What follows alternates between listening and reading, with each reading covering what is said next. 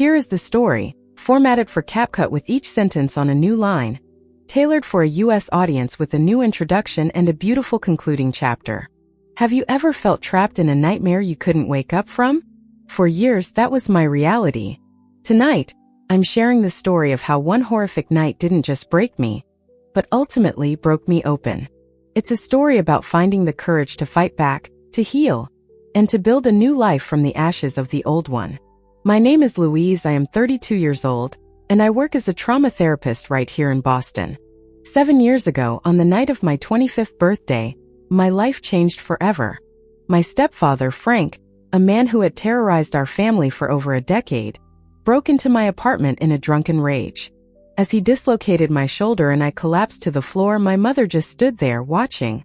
Before I share how that horrifying night transformed my life, let me know where you are watching from. And please, subscribe if you want to hear more stories about overcoming adversity. My childhood was relatively peaceful until I turned 8.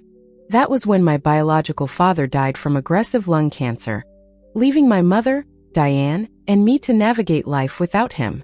For 4 years, it was just the two of us in our small suburban home outside of Boston. Mom worked 2 jobs to keep us afloat financially. But despite her exhaustion, she always made time for me.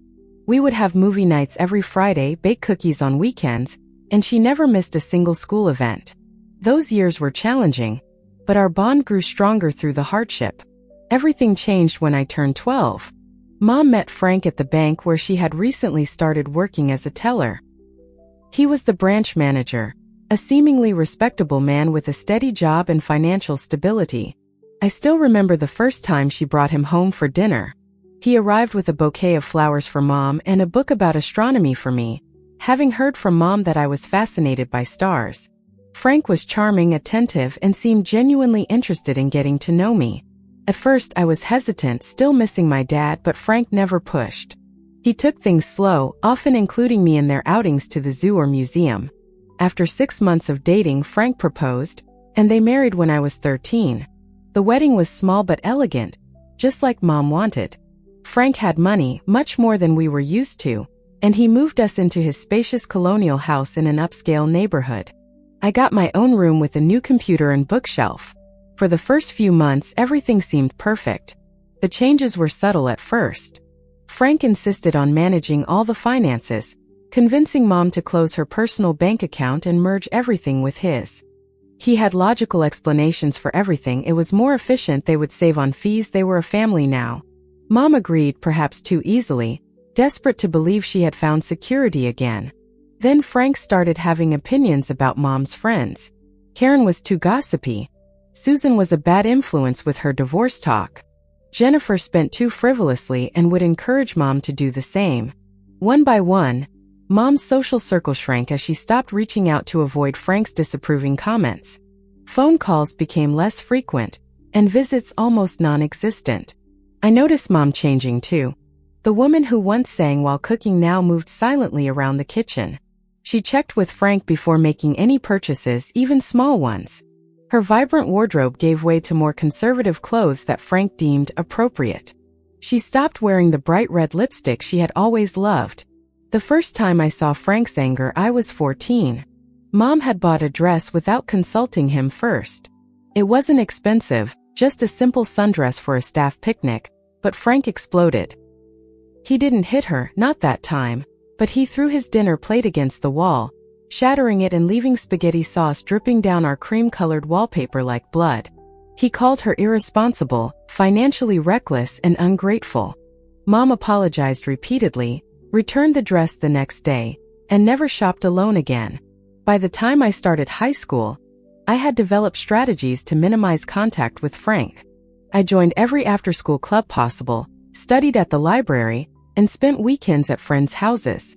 When I was home, I stayed in my room, door closed, emerging only when necessary. Frank never explicitly forbade me from these activities, likely because he preferred me out of the way. My relationship with Mom deteriorated during those years. I resented her for changing, for choosing Frank over our once close relationship. When I tried to talk to her about Frank's controlling behavior, she dismissed my concerns. "You don't understand adult relationships," she would say. Frank takes care of us. We're lucky to have him. Eventually, I stopped trying to reach her. We lived in the same house but existed in separate worlds. In my junior year, I walked in on Mom covering a bruise on her cheek with makeup. She claimed she had walked into a door in the dark, but her eyes wouldn't meet mine in the mirror. That was the moment I knew with certainty that Frank had progressed from emotional to physical abuse. I begged her to leave him. She refused, insisting it was just a one-time mistake, that Frank had been stressed about work. I knew better. But at 16, I felt powerless to help someone who wouldn't help herself. The next 2 years were a careful dance of avoidance and planning. I maintained perfect grades, knowing education was my ticket out. I researched colleges far from home, applied for every scholarship available, and worked part-time at a local bookstore to save money. Frank seemed pleased with my academic success, viewing it as a reflection of his good parenting, and largely left me alone. Mom grew increasingly withdrawn, a shadow of the woman who had once been my best friend and fiercest protector. When my acceptance letter from Boston University arrived, along with a substantial scholarship, I felt like I could finally breathe. Frank was surprisingly supportive, probably because my achievements reflected well on him in the community, and perhaps because he was eager to have me out of the house. Mom seemed torn between pride and fear. The night before I left for college, she came to my room after Frank was asleep. "I'm so proud of you," she whispered, sitting on the edge of my bed like she used to when I was little. "You're going to do amazing things." There was something in her voice, a mixture of sadness and longing, that made my heart ache. "Come with me," I said impulsively. "We could get an apartment together. You could find a job in Boston." She shook her head, that familiar look of resignation settling over her features. "This is my life now, Louise, but it doesn't have to be yours. Promise me you'll build a good life, no matter what." The next morning, Frank drove us to Boston in tense silence. He helped carry my boxes up to the dorm room, playing the role of devoted stepfather perfectly in front of my roommate and her parents. When it was time to leave, Mom hugged me tightly, whispering, "I love you," in my ear. Frank gave me an awkward pat on the shoulder and a check for emergencies. I never cashed it. My first semester at college was like emerging from a dark cave into sunlight. I made friends who knew nothing about my home life, joined study groups, and even tried out for the debate team. My roommate Zoe was studying journalism and introduced me to her eclectic group of friends. For the first time in years, I felt normal, unburdened by the constant tension of living with Frank. I declared psychology as my major during sophomore year, driven by a need to understand what had happened to my family. Why did Mom stay with Frank? Why did Frank need to control and hurt others? Could I have done something differently? My professors noticed my intensity, my desperate need for answers. Professor Sarah Levine took a particular interest in my academic progress. A specialist in trauma and domestic violence, she became my mentor and eventually a friend. During office hours one day, I finally opened up about my home situation. Instead of pity, she offered understanding and practical advice. She recommended books, connected me with support groups for adult children of abusive households, and encouraged me to consider therapy. "The patterns we grow up with shape us," she explained. "But they don't have to define us. Understanding them is the first step to breaking free." Communication with Mom became increasingly difficult during those years. Our phone calls were brief and superficial, always when Frank was at work. She never shared anything meaningful about her life, deflecting my questions with vague reassurances that everything was fine. I came home for holidays during freshman year, but the atmosphere was so stifling that I found excuses to stay at school for most breaks after that. Mom would visit me occasionally, always alone, always looking over her shoulder as if Frank might materialize behind her. To support myself, I worked at the university library 20 hours a week. The quiet, organized environment was soothing, and my supervisor was flexible with my class schedule. I was determined to be financially independent, refusing to rely on any money connected to Frank. I lived frugally, shopped at thrift stores, and learned to cook cheap, healthy meals in the dorm kitchen. During junior year, I met Eric in my abnormal psychology class. He was studying to become a clinical social worker, passionate about helping at-risk youth. Unlike the few guys I had dated casually before, Eric was patient and perceptive. He noticed when certain topics made me uncomfortable and never pushed for more than I was ready to share. Gradually, I told him about my family, testing his reactions with small revelations before trusting him with the full story. "Your mom needs help," he said after hearing about her situation. "But so do you. Having a parent in an abusive relationship affects you too, even from a distance." With Eric's encouragement, I started seeing a therapist through the university's counseling center. Dr. Melissa helped me work through my complicated feelings of love, anger, and guilt regarding my mother, and my fear and resentment of Frank. Slowly, I began to understand that I couldn't save Mom if she wasn't ready to leave, but I could build my own healthy life. I graduated summa cum laude, with Professor Levine writing glowing recommendations for graduate programs. Mom attended my graduation ceremony, sitting alone in the audience while Frank claimed a work emergency. She looked older than her 47 years. Her once vibrant brown hair was now streaked with gray, her posture slightly stooped as if perpetually bracing for impact. We went to dinner afterward, just the two of us, at a small Italian restaurant near campus. "I always knew you would do something special," she said, smiling genuinely for the first time in years. "Your father would have been so proud." I took her hand across the table. "I'm staying in Boston.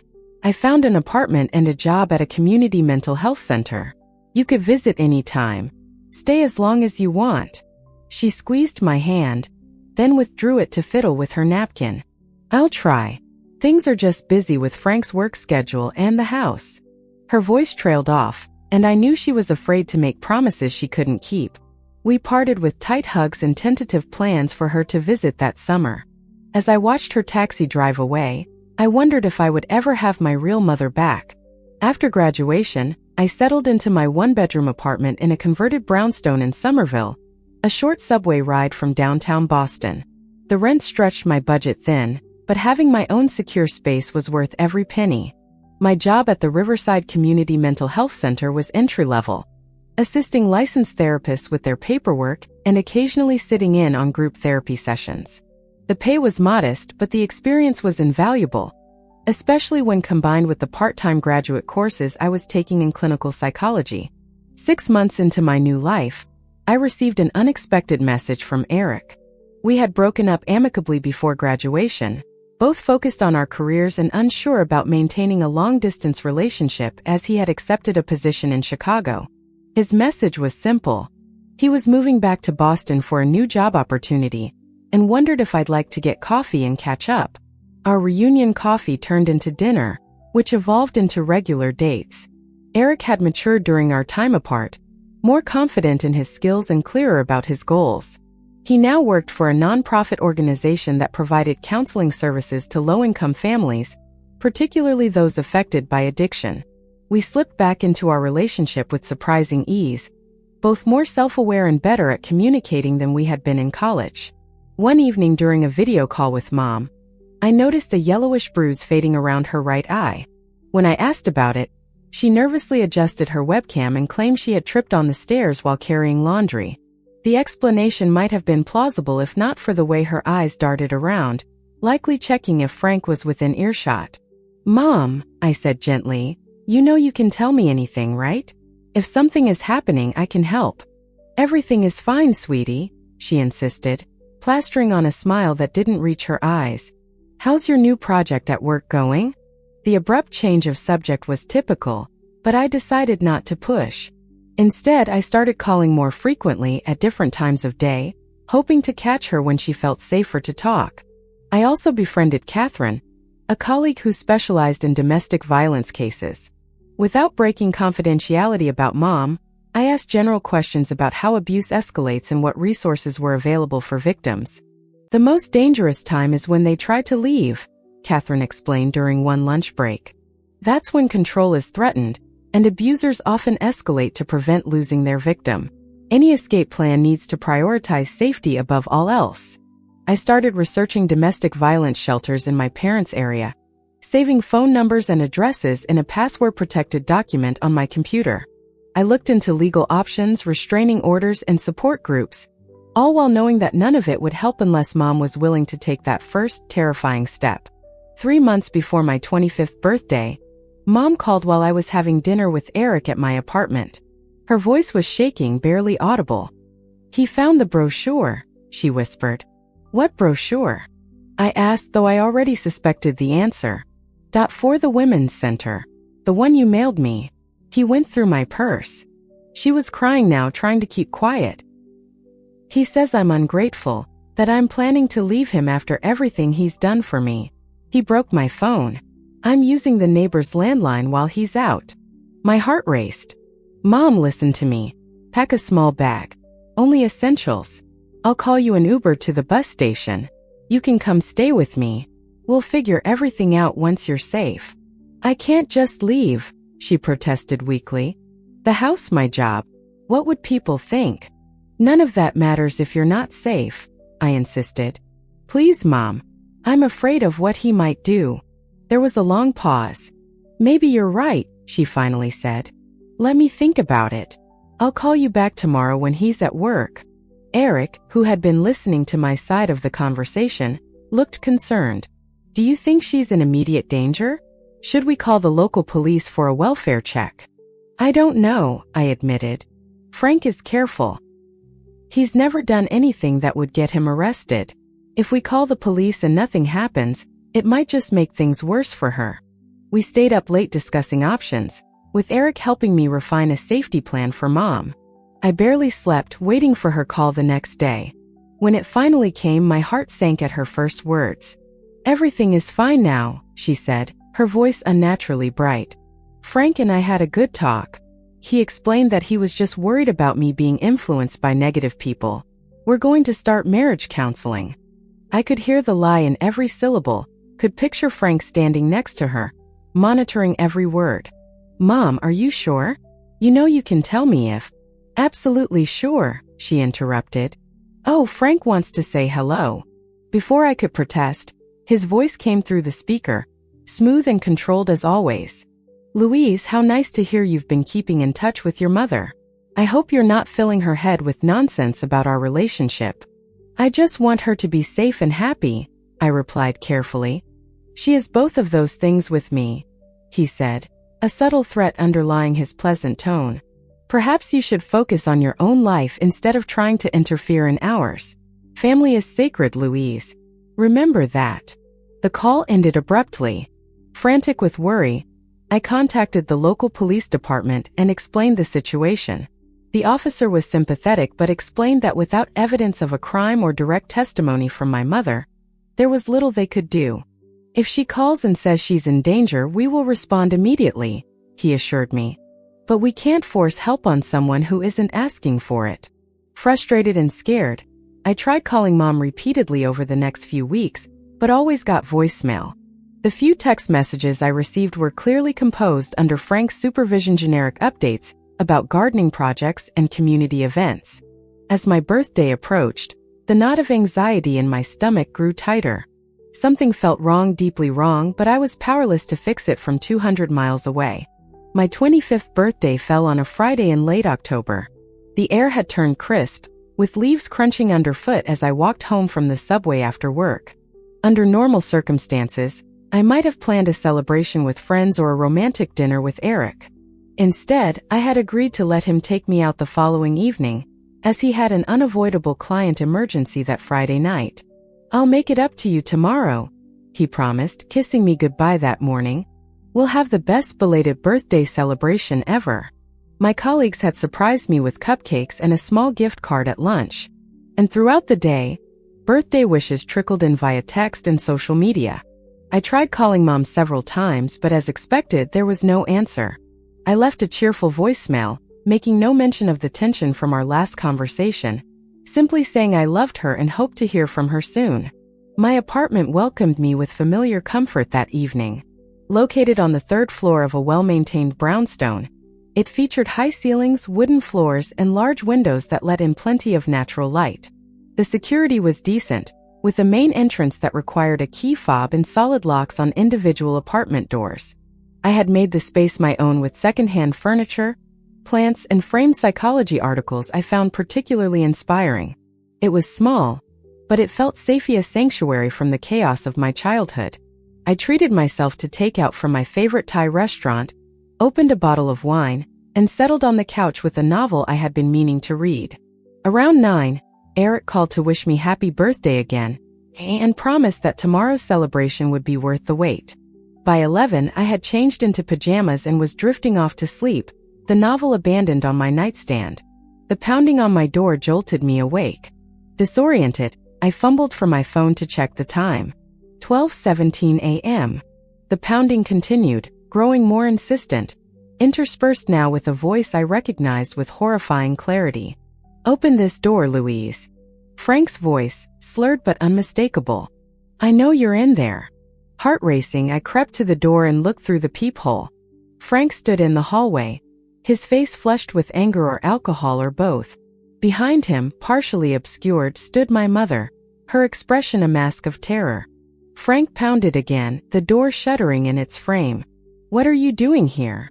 I called through the door, trying to keep my voice steady while frantically typing a text to Eric with one hand. "It's after midnight. We came to wish you happy birthday," Frank replied with a grotesque attempt at joviality. "Open up, Louise. Don't be rude to your parents. Please go away," I said louder now. "I will call the police if you don't leave." That was when something in Frank snapped. "You ungrateful little," he roared, launching his body against the door with such force that the wood splintered around the lock. 2 more powerful kicks, and the door gave way entirely, Frank stumbling into my apartment with murderous rage in his eyes. I backed away, phone clutched in my hand. "I'm calling 911, I warned, fingers already dialing. Frank lunged forward with surprising speed for a man his size. He knocked the phone from my hand, sending it skittering across the floor. Before I could react, his fingers tangled in my hair, yanking me forward so violently that pain exploded across my scalp. His other hand formed a fist that connected with my cheekbone, sending stars across my vision. "Frank, stop!" My mother's voice, thin and terrified, from the doorway. "Please, you're hurting her." He ignored her, dragging me by the hair across the living room and slamming me into the wall. My head cracked against the plaster, dazing me momentarily. I tried to fight back, clawing at his face, kicking at his shins, but Frank outweighed me by at least 100 pounds. "Mom, help me!" I screamed, making eye contact with her over Frank's shoulder. She stood frozen in the doorway, hands covering her mouth, eyes wide with horror, but her body was immobile. "Please, Mom." Frank spun me around, grabbed my right arm, and twisted it behind my back, pushing upward with savage force. There was a sickening pop as my shoulder dislocated, pain so intense that my vision tunneled to pinpricks of light in a sea of darkness. I screamed, the sound primal and agonized. "This is what happens when you try to destroy a family," Frank hissed in my ear, his breath hot and reeking of whiskey. "This is what you deserve." He slammed me against the wall again, my already injured shoulder taking the brunt of the impact. The pain was blinding, nauseating. I felt something crack in my rib cage as he punched me again, this time in the side. Another blow caught my temple, sending me sprawling to the floor.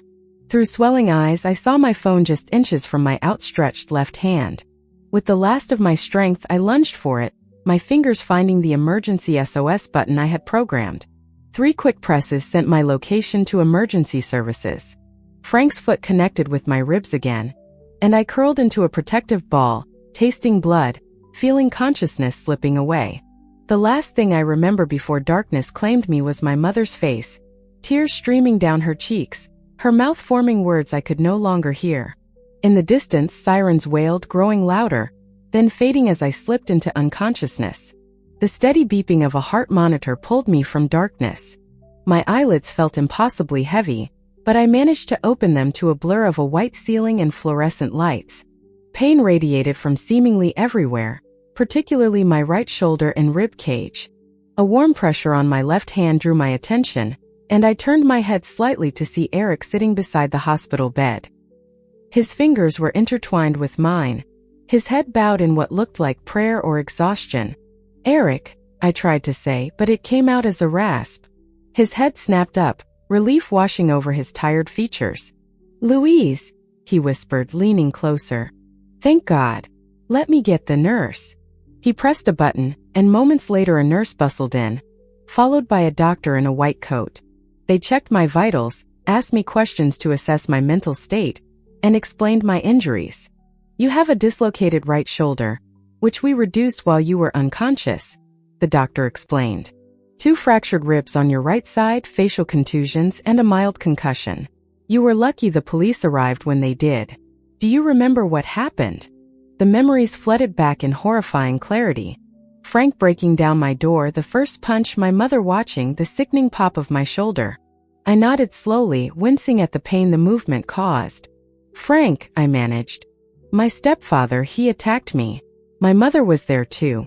Are they? Your stepfather is in custody, Eric said, his voice tight with controlled anger. The police arrested him at the scene. Your mother is in the waiting room. She's been here all night, but was afraid to come in. A police officer arrived shortly after, a woman with kind eyes and a notebook. She introduced herself as Officer Rivera and explained she needed my statement while events were still fresh in my mind. With Eric holding my hand for support, I recounted everything, from the midnight pounding on my door to losing consciousness as sirens approached. We have your stepfather in custody on charges of breaking and entering, assault and battery, Officer Rivera confirmed. Your emergency call recorded parts of the attack, and the evidence of forced entry is clear. Your injuries and the medical report will support the case. The question now is whether you want to press charges. Yes, I said without hesitation. I want him prosecuted to the fullest extent possible. Officer Rivera nodded. Good. Too often in domestic cases, victims are afraid to go forward. There will be paperwork to sign when you're feeling better. We will also need to talk about a restraining order. After she left, Eric filled in the gaps in my memory. He had received my partial text and called the police himself when I didn't answer his frantic callbacks. He arrived at my apartment shortly after the ambulance, finding the door smashed in and blood on the living room wall. The police had Frank handcuffed in a patrol car and were trying to calm my hysterical mother. She's been a mess, Eric said gently, alternating between crying and completely shutting down. She gave a statement to the police that confirms everything you said. I think she's in shock. I was still processing this information when a soft knock came at the door. My mother stood there, looking smaller than I remembered, her face pale and drawn, dark circles beneath puffy eyes. Can I come in? She asked hesitantly. Eric looked at me questioningly, and I nodded. He squeezed my hand, then stood. I'll get some coffee and give you two some privacy. As the door closed behind him, Mom approached the bed slowly, as if afraid I might send her away. When she saw my face up close, the bruises now turning purple, she covered her mouth with her hand, fresh tears spilling down her cheeks. I'm so sorry, she whispered, her voice breaking. Louise, I am so sorry. Part of me wanted to turn away, to reject her apology as too little too late. But the larger part saw what I had missed during our video calls. The haunted look in her eyes, the slight tremor in her hands, the way she flinched at sudden movements. Classic signs of trauma that I had been trained to recognize in others, but had somehow overlooked in my own mother. Sit down, Mom, I said, gesturing to the chair Eric had vacated. She perched on the edge, hands twisting nervously in her lap. I never thought he would hurt you, she said. He threatened to so many times, but I thought it was just talk. I thought if I stayed with him, if I did everything he wanted, he would leave you alone. How long has he been hurting you? I asked, though I already knew the answer. Since about a year after we married, she admitted. It started with pushing, grabbing too hard. Then slaps that he would apologize for immediately. Promised never to do it again. By the time it got really bad, I was trapped. He controlled all our money, isolated me from friends, convinced me I was worthless and lucky to have him. She took a shuddering breath. He threatened to kill you if I ever left him. Said he would find you no matter where you went. I believed him, Louise. I stayed to protect you, but in the end I failed anyway. The twisted logic of abuse victims, something I had studied but never fully understood until that moment. My mother had endured years of torment, believing it was the only way to keep me safe, while I had resented her for not leaving. What made him come after me now? I asked. Your birthday card, she replied. You sent a card with a note saying your door was always open for me. Frank found it and went into a rage. He had been drinking all evening, getting angrier and angrier. He kept saying you were trying to steal me away, destroy our marriage. He forced me into the car, said he was going to teach you a lesson. She broke down completely then, sobbing into her hands. I should have stopped him. I should have done something. When he started hitting you, I just froze. I have never hated myself more than in that moment. A nurse came in to check my pain levels and administer medication. By the time she left, my mother had composed herself somewhat, though her eyes remained red-rimmed and haunted. The police want to know if I'm pressing charges, I told her. I am. He belongs in prison, Mom. She nodded slowly. I know. I already told them I will testify against him. I'm done being afraid, Louise. It took seeing him hurt you to finally understand there is no protecting anyone by staying silent. My colleague Catherine arrived that afternoon, having heard about the assault from Eric. She brought resources for both Mom and me, information about victim services, therapy options, support groups. More importantly, she connected us with Jessica, a lawyer who specialized in domestic violence cases. Jessica visited me in the hospital the following day, explaining the legal process ahead. Frank has been denied bail due to the severity of the attack and the flight risk, she informed us. The prosecutor is charging him with multiple felonies. With your testimony and your mother's, plus the physical evidence, we have a strong case. Mom stayed in a hotel near the hospital, visiting daily as I recovered. We talked more openly than we had in years. Painful conversations about the past and tentative ones about the future. She agreed to see a therapist who specialized in domestic abuse, the first step in a long healing process for both of us. After 5 days, I was discharged with my arm in a sling, prescriptions for pain management, and appointments for follow-up care. Eric insisted I stay at his apartment until mine was repaired and secured with better locks. Mom came too, taking Eric's spare room while I took his bed, and he slept on the couch despite my protests. In those first weeks of recovery, as my body slowly healed and the legal case against Frank took shape, Mom and I began the delicate process of rebuilding our relationship. There were moments of tension, of unspoken resentment bubbling to the surface, but also moments of unexpected connection. We were two survivors now, bound by shared trauma, but also by the possibility of freedom from Frank's shadow. 3 months after the attack, I stood outside the Suffolk County Courthouse, my hand gripping Eric's tightly. My shoulder had healed enough that I no longer needed the sling, though certain movements still caused pain. The physical therapist said I might always have some limitation in that joint, a permanent reminder of that night. The courthouse was imposing, with its granite columns and broad steps designed to intimidate with its grandeur. Inside, the polished marble floors echoed with hurried footsteps, whispered conversations, and the occasional commanding voice calling a case number or name.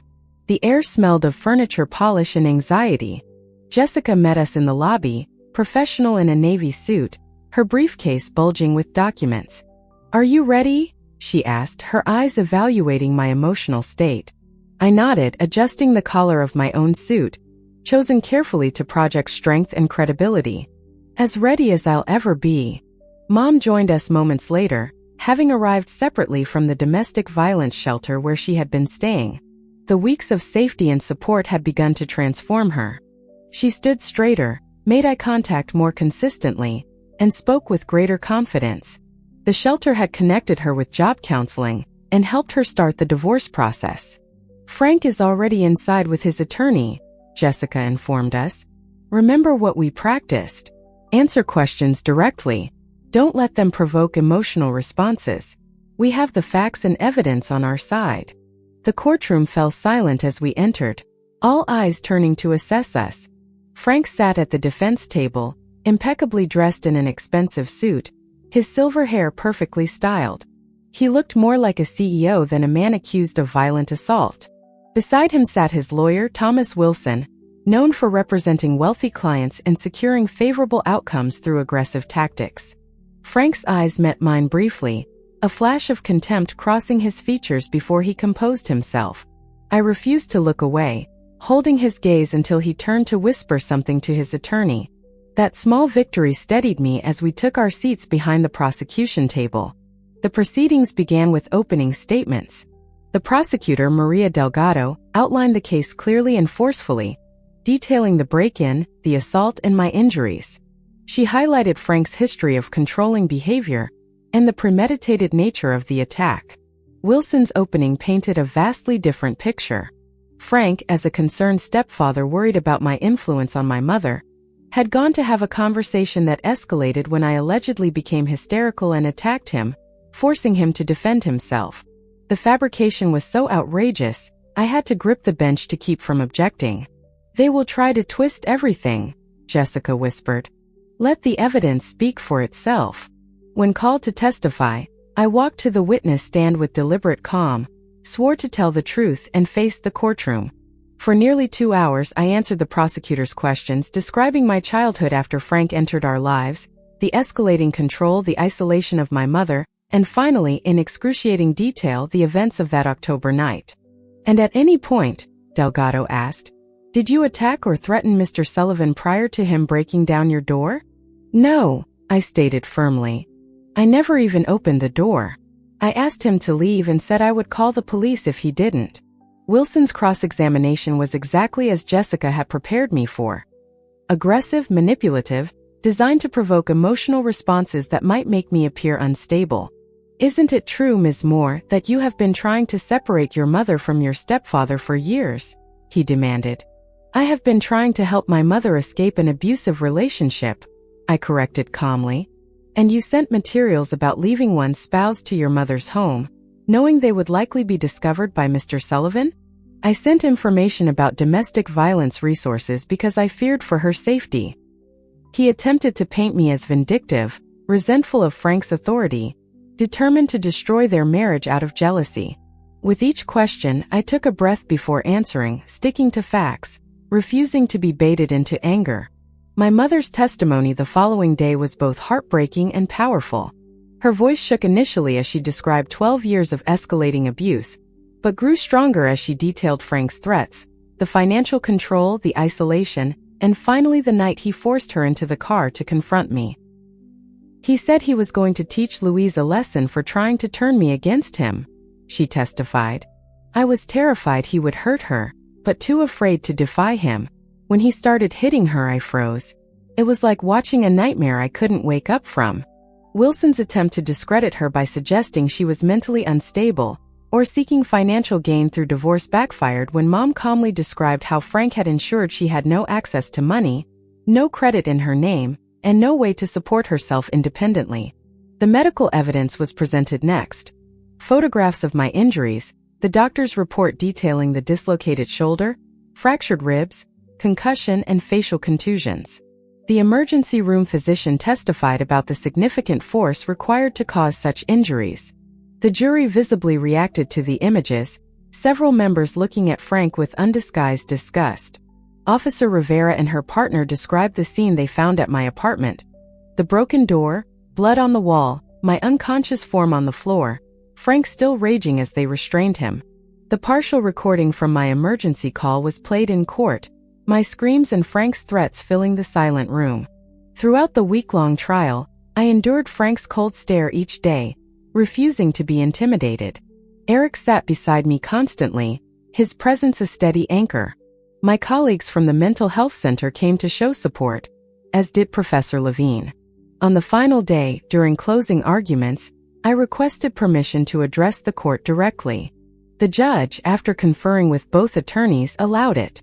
Standing before the jury, I spoke from the heart. What happened to me that night was not an isolated incident of rage, but the culmination of years of control and abuse. My stepfather didn't just attack me physically. He spent years systematically destroying my mother's sense of self, isolating her from support, convincing her that his abuse was love and protection. Domestic violence thrives in silence and shame. Today, by speaking the truth, my mother and I refused to be silenced any longer. The jury deliberated for just 2 hours before returning with their verdict. As the four women stood, the courtroom fell completely silent. On the charge of breaking and entering, we find the defendant guilty. On the charge of assault and battery with intent to cause grievous bodily harm, we find the defendant guilty. Relief washed over me so intense I nearly collapsed. Mom gripped my hand, tears streaming down her face. Frank's composed facade finally cracked, his face contorting with rage as the bailiffs approached to take him into custody. At the sentencing hearing 2 weeks later, the judge showed no leniency. "Mr. Sullivan, you have used your position of trust to terrorize your family for years. This court sentences you to 15 years in state prison." As they led Frank away, I felt a weight lift that I had carried for so long. I had forgotten what it was like to stand straight. For the first time since I was 12 years old, I could breathe freely, without fear of the man who had cast such a long shadow over our lives. The story doesn't end in that courtroom. In many ways, that's where it truly began. The years that followed were a journey of rebuilding, not just for me but for my mom too.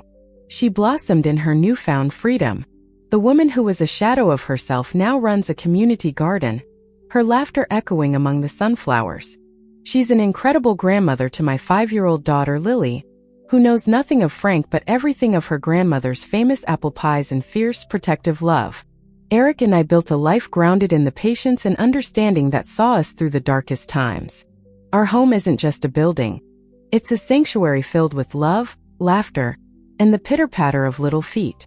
The Breakthrough Center, the organization I founded, has grown beyond my wildest dreams, helping hundreds of women and children find the safety and support they need to start new chapters. Just last week, we opened a new wing, a beautiful sunlit space dedicated to creative arts therapy. My mother cut the ribbon, wearing the brightest red lipstick you've ever seen. Healing isn't about erasing the scars. It's about learning to see them as proof that you are stronger than what tried to break you. My shoulder still aches on rainy days, a physical reminder of the past, but it no longer defines my future. It's a reminder that I survived. We survived. If our story has touched you in any way, please share it with someone who might need to hear that healing is possible. Hit that like button and subscribe to our channel for more stories of resilience and hope. And in the comments below, I'd love to hear from you. Share a time you overcame adversity, or a resource that helped you through a difficult time. Let's create a community of survivors, a space where no one feels alone. Thank you for listening. And remember, no matter what you have endured, you are not defined by your trauma. You are defined by your strength, your courage, and your incredible capacity to begin again.